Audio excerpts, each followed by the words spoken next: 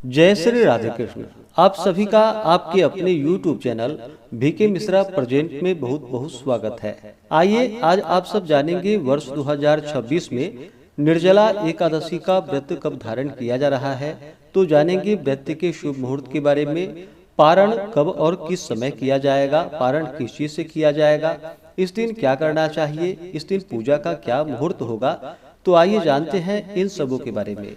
आप सभी भक्तों को निर्जला एकादशी व्रत की ढेर सारी शुभकामनाएं। आप सभी के जीवन में लक्ष्मी नारायण की कृपा से आप सभी को सभी प्रकार के सुख और समृद्धि की प्राप्ति हो। जेठ मास शुक्ल पक्ष में पड़ने वाली एकादशी को इसे निर्जला एकादशी के नाम से जाना जाता है। इस एकादशी व्रत का बड़ा ही विशेष महत्व माना गया है। वैसे प्रत्येक महीने कृष्ण पक्ष और शुक्ल पक्ष की एकादशी तिथि के दिन एकादशी का व्रत धारण किया जाता है। यह व्रत भगवान विष्णु भगवान श्री कृष्ण को अति प्रिय माना गया है। वर्ष में 24 एकादशी का व्रत होता है। वहीं पे अगर अधिक मास हो, पुरुषोत्तम मास हो, मलमास हो तो 2/26 एकादशी का व्रत होता है। इस बार जो कि अधिक मास लगा है जेठ के ही महीने में, ज्येष्ठ के महीने में, तो इस बार एक जो कि जेठ मास शुद्ध जो कि कृष्ण पक्ष में एकादशी का व्रत धारण किया गया और बीच में फिर अधिक मास 2 एकादशी का व्रत है। इसके बाद फिर जेठ मास शुक्ल पक्ष शुद्ध जो कि निर्जला एकादशी का व्रत धारण किया जाएगा। जो भी भक्त सच्ची श्रद्धा के साथ, नियम और निष्ठा के साथ निर्जला एकादशी का व्रत धारण करते हैं, व्रत में नियमों का पालन करते हैं, कथा श्रवण करते हैं, तो कहा गया है जो भी इस व्रत को धारण करते हैं तो संपूर्ण 24 एकादशी व्रत का उन्हें पुण्य फल प्राप्त होता है। यह सभी एकादशी के बराबर पुण्य फलों को प्रदान करने वाली एकादशी है। इसे धारण करने से व्यक्ति के सभी प्रकार के पाप और ताप नष्ट होते हैं, सभी प्रकार के सांसारिक सुखों की प्राप्ति होती है और अंत में भगवान विष्णु के धाम की प्राप्ति होती है। निर्जला एकादशी का व्रत जो कि बड़ा ही कठिन माना गया है। निर्जला यानी कि इस दिन और रात्रि निर्जला रह करके बिना अन्न और बिना जल का इस व्रत में रहा जाता है। केवल आचमन को छोड़ करके एक बूंद जल भी ग्रहण नहीं करना चाहिए। जो अस्वस्थ हो, जिनका स्वास्थ्य सही ना हो तो फलाहार आदि ग्रहण करके व्रत को धारण करे। लेकिन कहा गया है व्रत जो कि जहाँ तक बन सके निर्जला रह करके व्रत को धारण करना चाहिए। जेठ मास शुक्ल पक्ष की एकादशी तिथि प्रारंभ समय 24 जून 2026 दिन बुधवार शाम 6:13 और एकादशी तिथि की जो समाप्ति है वह 25 जून 2026 दिन गुरुवार रात्रि 8:10 पे एकादशी तिथि की समाप्ति है।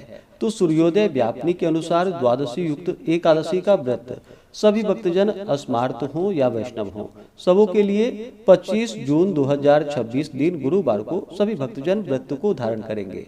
व्रत पारण के लिए कहा गया है व्रत का पारण द्वादशी तिथि में ही करनी चाहिए और हरिवासर समाप्त होने के बाद करना चाहिए। हरिवासर का समय द्वादशी तिथि का पहला चौथाई हिस्सा हरिवासर का होता है।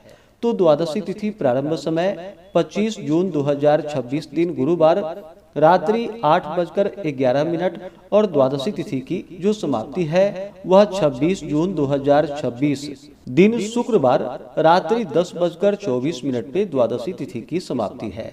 तो हरिवासर की समाप्ति जो कि 26 जून की सुबह 2:44 पर हो जाएगा।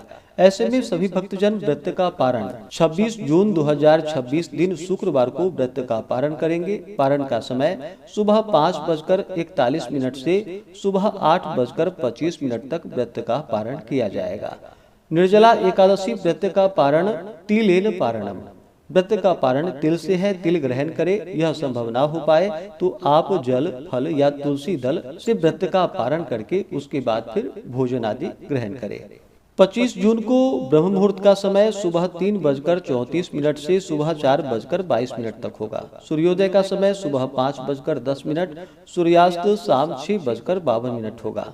25 जून को राहु काल का समय दोपहर 1:43 से दोपहर 3:26 तक होगा और राहु काल समय 26 जून को जो कि सुबह 10:18 से दोपहर 12:01 तक होगा। राहु काल समय के दौरान कोई भी शुभ कार्य या नया कार्य नहीं करना चाहिए, इस बात का ध्यान रखें। अभिजीत मुहूर्त का समय 25 जून को सुबह 11:56 से दोपहर 12:52 तक होगा। प्रातःकाल पूजा का शुभ मुहूर्त सुबह 4:59 से सुबह 6:30 तक होगा। शाम को पूजा का शुभ मुहूर्त शाम 6:42 से रात्रि 9:16 तक होगा। 25 जून को रवि योग भी बन रहा है, जो कि सुबह 5:25 से शाम 4:29 तक होगा। इस दिन पूरे विधि विधान के साथ भगवान विष्णु, माता लक्ष्मी का, माता एकादशी का पूजन करना चाहिए। भगवान श्री कृष्ण की पूजा करना चाहिए।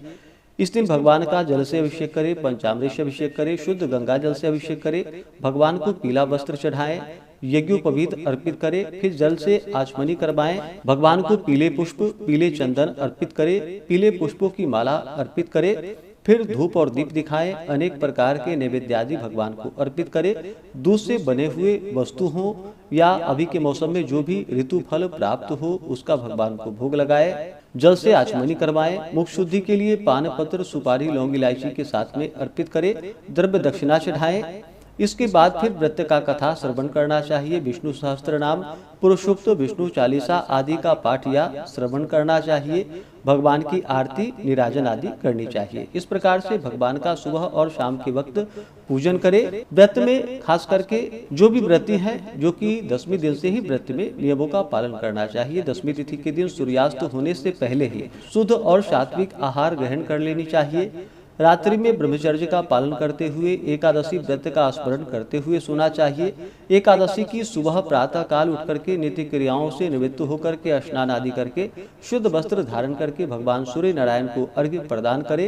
व्रत का संकल्प ले और उस दिन, जो कि दिन रात्रि निर्जला व्रत को धारण करे। एकादशी के दिन सुबह और शाम के वक्त भगवान का पूजन करे, कथा आदि श्रवण करे और द्वादशी की सुबह प्रातः काल उठ करके नित्य क्रियाओं से निवृत्त होकर के स्नान आदि करके शुद्ध वस्त्र धारण करके भगवान का पूजन कर ले, भगवान को भोग लगाए, भगवान की आरती कर ले। उसके बाद ब्राह्मणों को भोजन करवाए, ब्राह्मणों को दान और दक्षिणा दे और फिर समय के अनुसार व्रत का पारण करे। इससे भगवान विष्णु अपने भक्तों पर अति प्रसन्न होते हैं। अपने भक्तों के सभी प्रकार के दुख और क्लेशों को दूर करते हैं, सभी प्रकार के पाप और ताप को नष्ट कर देते हैं। जो भी व्रती है, व्रत के दौरान शुद्ध और सात्विकता का पालन करना चाहिए, ब्रह्मचर्य का पालन करना चाहिए। व्रत के दौरान किसी के ऊपर क्रोध नहीं करनी चाहिए। अपने मन में किसी के प्रति ईर्षा या द्वेष का भाव नहीं लाना चाहिए। व्रत के दौरान जहां तक बन सके ओम नमो भगवते वासुदेवाय, श्री कृष्ण गोविंद हरे मुरारी आदि मंत्रों का जप करना चाहिए। भगवान के अस्तोत्र, चालीसा आदि का पाठ, कथा श्रवण आदि करनी चाहिए। इससे अनंत फलों की प्राप्ति होती है। तो आशा करता हूँ कि यह जानकारी आपको अच्छा लगा हो। इसी प्रकार से ज्ञानवर्धक जानकारियाँ प्राप्त करते रहने के लिए, व्रत पूजा के बारे में जानने के लिए, कथा को सुनने के लिए चैनल पे अगर आप पहली बार आए हैं तो चैनल को लाल बटन दबा करके सब्सक्राइब करें। साथ में बेल आइकन घंटी को दबाएं ताकि आने वाली वीडियो का नोटिफिकेशन आपको समय से मिलता रहे। वीडियो को लाइक करें, शेयर करें। सुखी रहें और स्वस्थ रहें। जय श्री राधे कृष्ण। धन्यवाद।